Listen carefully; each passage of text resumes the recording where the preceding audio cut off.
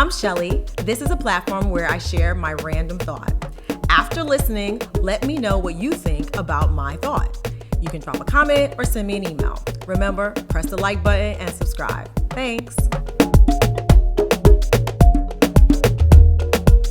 Today I want to talk to you about this random thought that I have about why we just can't move on. Why can't we just cut our losses and move on when we are faced with something that we've invested time, money, or effort in? Why can't we just walk away from that and learn from the experience? So about a year ago, I had invested in something, a lot of time, a lot of energy, even some money in a business venture that didn't go as I expected. And when I tell you I spent weeks on end trying to figure out where were the gaps in my making that decision. Why didn't I do enough research, which I had done, in my opinion, some research, but why I didn't do enough research to make a better decision? And I know I'm not alone with this, and that's why I'm talking about it today, because I've heard people just go on and on about decisions that they've made or money that they've invested, and they've regretted it. So one day I was listening to a podcast, and the exact name of the phenomena escapes me, but I will add it as in the notes, about this phenomena that you just have to it's like expendable. Right? It's just like this expendable theory where you have to recognize that some things you can't recover. And so beating yourself up because you made a poor decision doesn't help you. It doesn't help you mentally. And in some cases, it can take its toll on you physically. You have to just move on.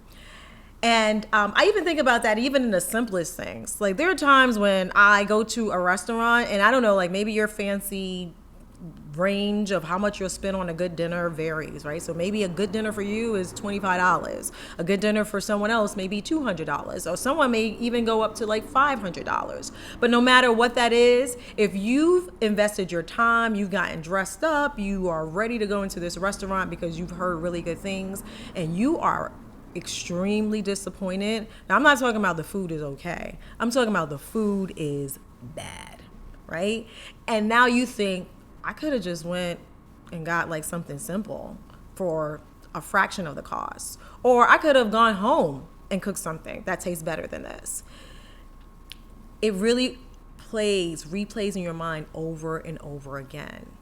And so we really have to get to a place, and I have to tell you, I'm really starting to lean in more so these days on things that help my mental wellness. But we have to start leaning in on the fact that everything is not always going to go according to plan. There's some things that are just going to be beyond our control. I was talking to my Shellie Soapbox squad here about even investments. You make a bad investment and then you lose X amount of money and you think, oh, I could have made even more money. But you have to just be comfortable with the fact that if you've lost it, you've lost it. It was high risk, high reward. Sometimes you get the high risk and you get the high reward. Sometimes it's a high risk, but you know it's a high risk and you get a low reward or no reward.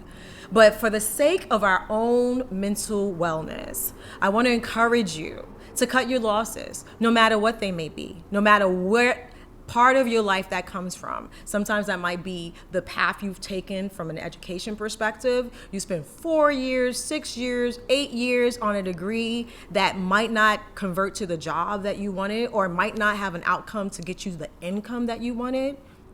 Cut your losses, learn from it, and take whatever little bit of information that you did gather from that, even if it's just a lesson that like I would never do that again, take that and move on. So let me know what you think about cutting your losses, and I'm definitely going to find out the actual name of this scientific theory that made me feel seen when I saw it. And I have to tell you, it made me be able to just walk away and step back and say, all right, better decision making next time. But let me know what you think. Remember, drop me a comment, send an email to shelliesoapbox@gmail.com. Most importantly, please be respectful when you send your emails. It doesn't hurt to be kind. Thanks. See you next time.